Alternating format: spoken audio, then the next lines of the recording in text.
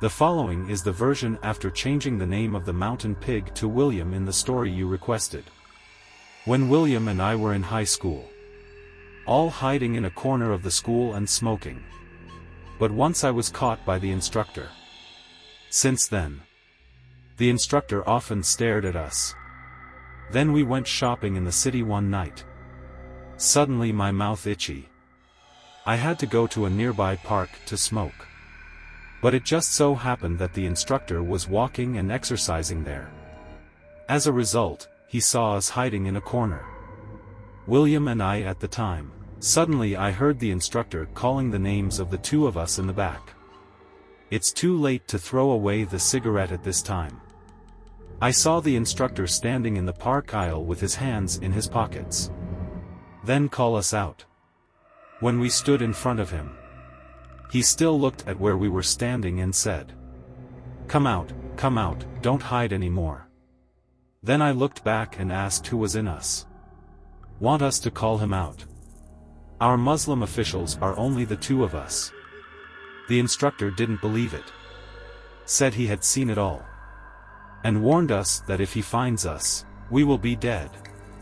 The instructor first asked William to go over and find out the person. Of course, William returned empty-handed. The instructor said it's okay, cover up him. I invite your parents over on Monday. At this time William had a bitter face. Keep clarifying that there are really only the two of us. The instructor didn't listen to our explanation. Once again, I was asked to find out the person. But because it was really just the two of us and no one else. In desperation, I had to pretend to go around and have a look. But I saw a head, hidden in the low tree next to the place where we were smoking just now. No body. His eyes are as bright as a big cat, extremely scary. I was trembling with fright and almost numb. Turn around and run. And shouted that there was a ghost inside. William and the instructor saw me rushing towards them. William was the first to turn around and run first. Unexpectedly at this time, the instructor also turned around in a panic and ran away with William. Don't know why.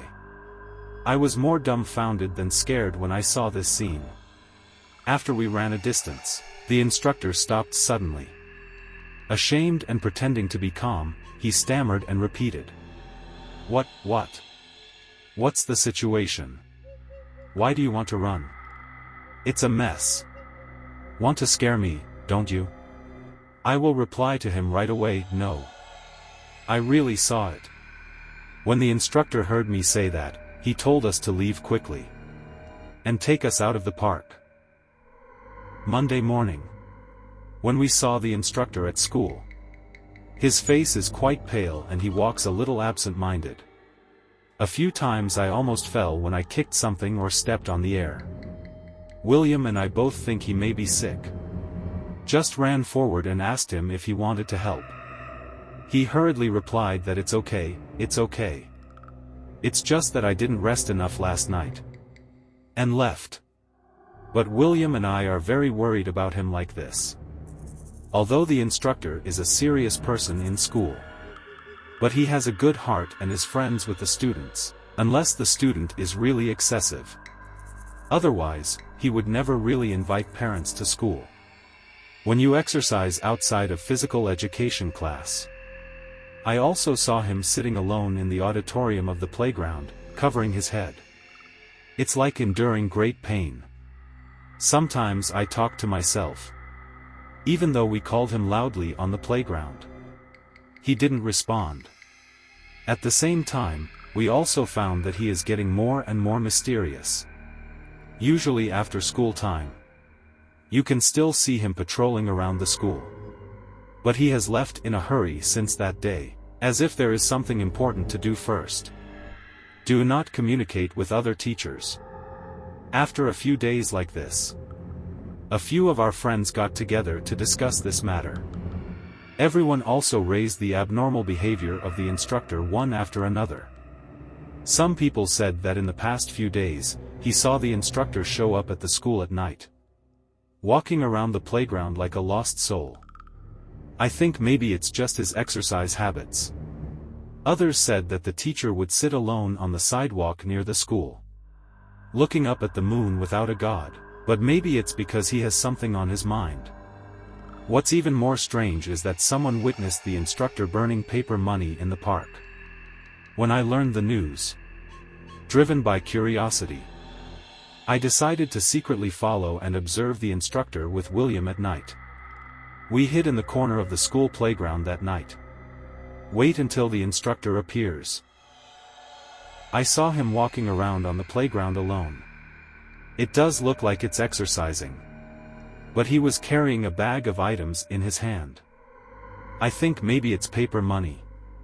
After he leaves the playground, then walk all the way to the park near the school, and then looked around like a thief. After confirming that there is no one around, started burning paper money in the corner of the park. He seemed to be saying something in his mouth, and his eyes seemed to be looking for something. After that, he quickly burned the paper money. After cleaning up, I walked out of the park. But if he burns this paper money, it's related to the ghost I saw in the city. Then he doesn't burn in the park in the city. Is it useful? We can't understand all this. These seemingly illogical behaviors. The instructor lasted like this for a few days before returning to normal. Just as usual, mingle with students during the day. I will also patrol around the school after school. It doesn't look as distressed as before. I never saw him go out again at night. This happened until a few weeks before we graduated. The instructor just revealed what happened after that day. One Saturday night, a few of our friends asked the instructor to go to the stir-fry shop for dinner. The atmosphere is relaxed. Everyone drank some wine that day and talked about some funny things. William suddenly asked the instructor without warning. The thing that keeps us wondering. Why did you see him burning paper money in the park near the school? The instructor seemed a little hesitant at the time. He paused for a moment. The eyes seemed to be thinking about how to answer this question. I tried to think back to what happened that day before I spoke. That night he dreamed of a strange old uncle asking him for money. Said I was going to buy cigarettes.